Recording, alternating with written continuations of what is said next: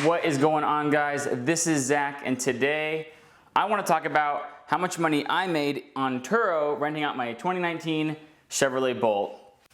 So I've had this car for about a couple years now, and in all of 2019 I rented it out part-time on Turo. Now the reason I even decided to buy this car in the first place was because my work gave me a leased vehicle, but I was racking up mileage on that car way faster than I was allotted mileage per year. Now it came down to pretty much three main things on why I ended up going with the Chevrolet Bolt over the Tesla Model 3. Now first and foremost was availability and tax incentives. The Tesla Model 3 was going to be about a 3-month waiting period before I could even get my car, and I really didn't want to wait that long.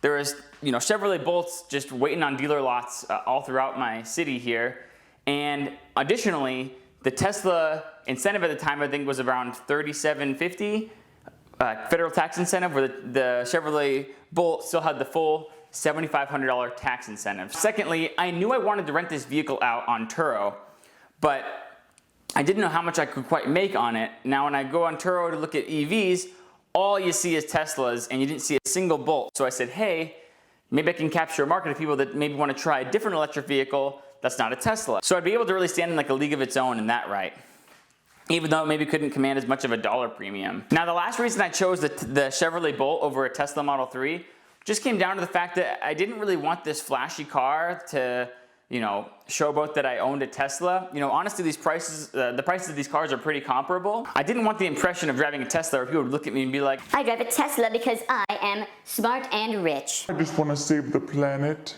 Now when I test drove the car, I thought it was a pretty great vehicle. It was pretty quick, it had a lot of usable space, it was comfortable, and yeah, I decided to jump on the opportunity to get one. My other car is a 2015 Audi S4 with a manual transmission, and if you don't believe me, I'll prove it. Bam! Smash like! So that's the reason I got the car. So let's go back and take a look at some of the financial numbers to see how much money I really made from renting this thing out on Turo. So before getting into the details of my car, I just want to show you kind of another additional benefit of renting out a Chevrolet Bolt versus a Tesla Model 3. So if we go to Phoenix, Arizona here, where I currently reside, and if you go to filters, and now we're going to go to vehicle type, green vehicles, and we want electric vehicles. So if you go to results, you will see Tesla after Tesla after Tesla after Tesla after Tesla after Tesla after Tesla. Oh, there's an i3. Teslas, Teslas, Teslas, Teslas, more Teslas, and ooh, and Tesla Roadster, that's actually pretty cool. And I-Pace, Teslas, Teslas, I-Pace, more Teslas. Not a single Chevy Bolt from what you can see here. I actually had the only one available on Turo. So right away, I knew that I'd be in a league of my own as far as competition is concerned, because if someone wants to rent a non-Tesla electric vehicle, there are not very many options.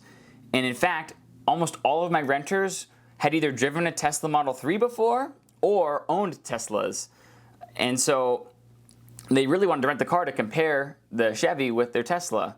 Now, the Chevrolet Bolt, in my opinion, could be 10 times better than a Tesla, but Tesla owners would never state that. I think they're all good cars in their own way, in different ways, but it's hard to convince a Tesla owner that anything that's not a Tesla is a good car. So, they still enjoy driving it, but they're not about to run and trade in their Tesla for a lowly Chevrolet.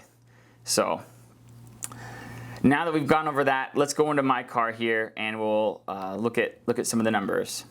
All right, guys. So now that we have a full understanding of how we got to this point, let's go into the Turo website here, take a look at the listing and some of the earnings that I've made through the year of 2019, and then we'll break it down and look at the full numbers of the cost of the car and how it shakes out as a whole. So first off, here is the listing.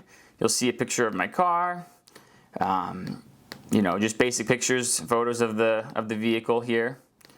So it's really pretty straightforward to do. You add a little description here about driving an electric vehicle. Now, a lot of people don't realize that the Bolt EV is a full electric car. A lot of people get it confused with the Chevrolet Volt, which is a hybrid.